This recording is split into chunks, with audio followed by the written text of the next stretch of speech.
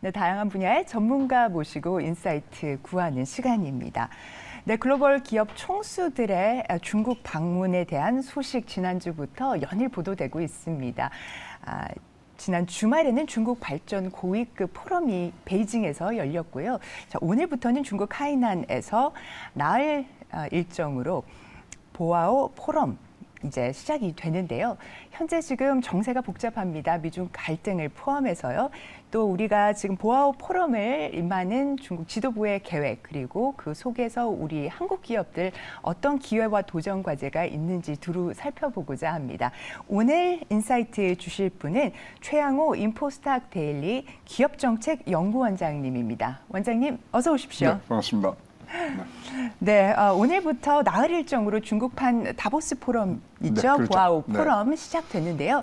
지금 어떤 관전 포인트로 저희가 살펴봐야 할까요? 보아오 포럼이 우리가 중국 걸로 많이 알고 계신데 사실은 필리핀하고 호주하고 그다음에 일본에서 만든 거예요. 그걸 이제 중국에서 갖고 왔고 이사장님이 누구신지 아시죠?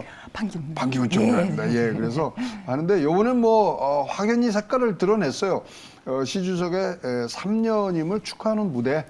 그래갖고 이제 많이 또 거기서 이제 그 지휘부가 바뀌었기 때문에 또 그분들들 만나러 가야 되는 부분들도 있고 그래서 지금 보니까 14개국의 정상이 오고요. 140명의 장관급이 오고 글로벌 기업의 100여 분의 CEO들이 참석하는 굉장히 큰 부분들로 가는데 주제가 재밌어요. 불확실한 세계.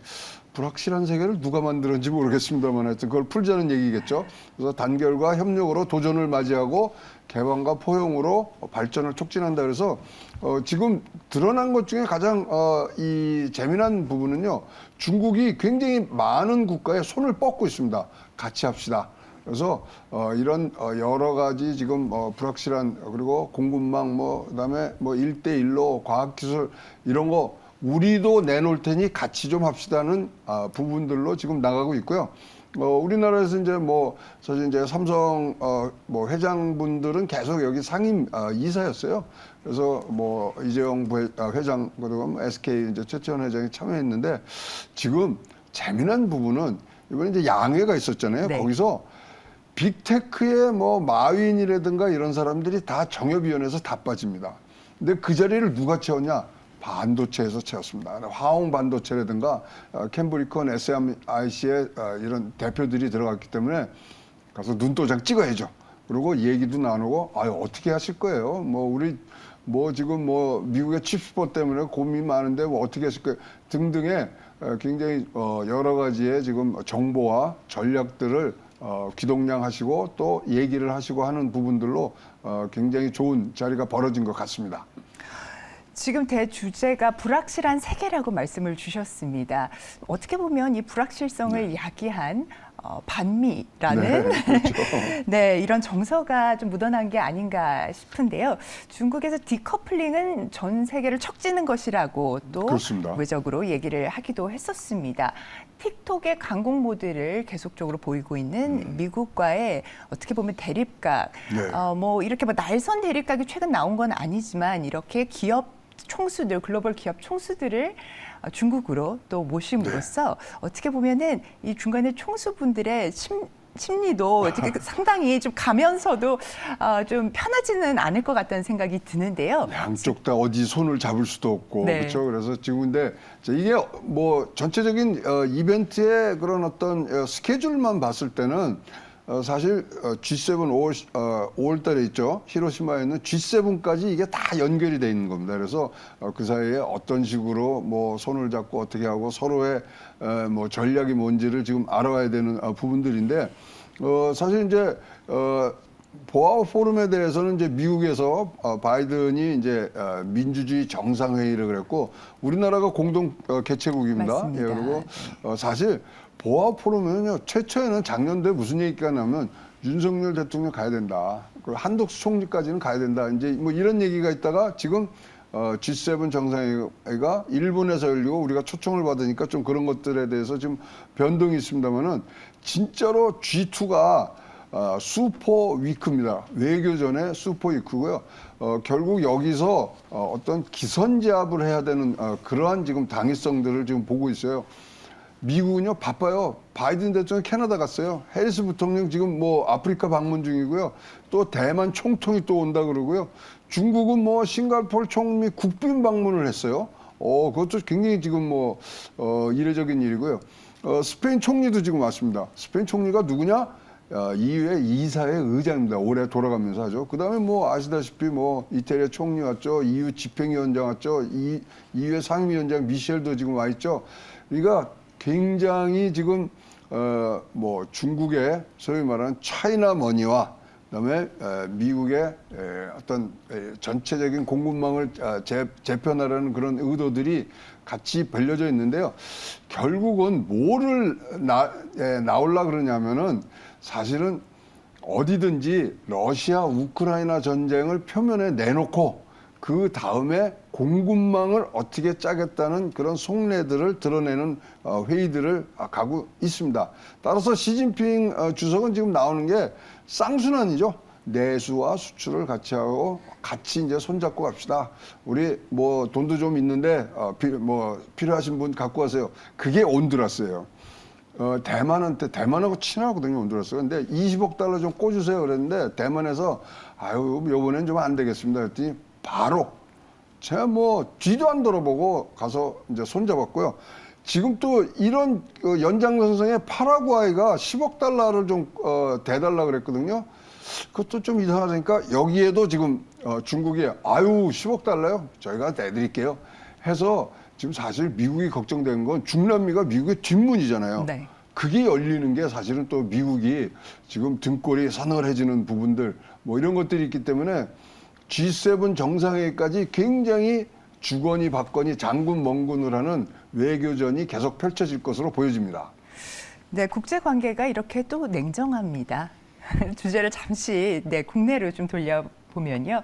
미중 반도체 싸움에 현재 삼성, SK 어떤 선택을 해야 할 것으로 보십니까, 원장님? 이번에 이제 반도체법에 가드레일이 나왔죠. 시행령령이 나왔는데 뭐 한마디로 정리를 하자면 뭐 중국에서 뭐 생산을 하는 건 좋은데 10년 후에는 꼭 철수해야 돼요. 이 포지션입니다. 그래서 뭐 5% 증산하는 거 뭐 그다음에 뭐 나노별로 공정별로 다 이제 제한을 줬는데 자, 그 이제 한숨을 돌렸다는 게 10년간의 이제 유예가 아닌다면 또 한숨 돌린 뭐 시간이 나와서 그렇지만 메시지가 강력합니다.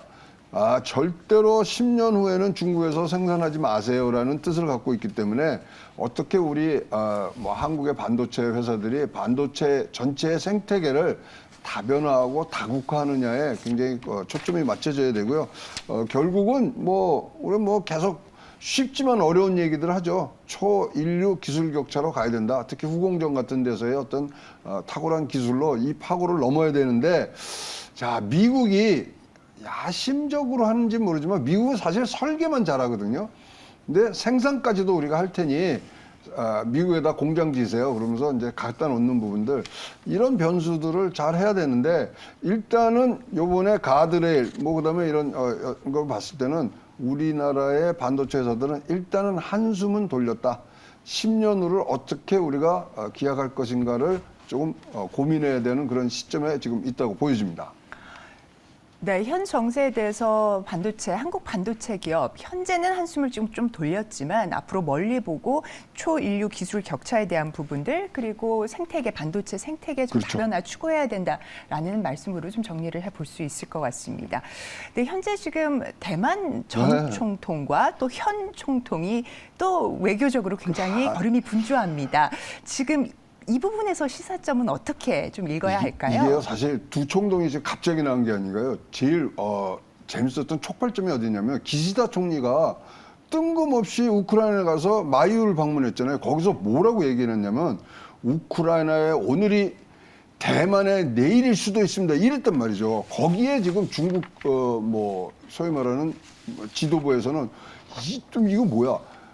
인도 태평양의 지금 전체의 생태계와 전략적 이런 재구성을 가는 부분들이 있지 않겠냐. 그러니까 지금 사실 G2의 외교 대리전이 되는 마잉주가 전 총리죠.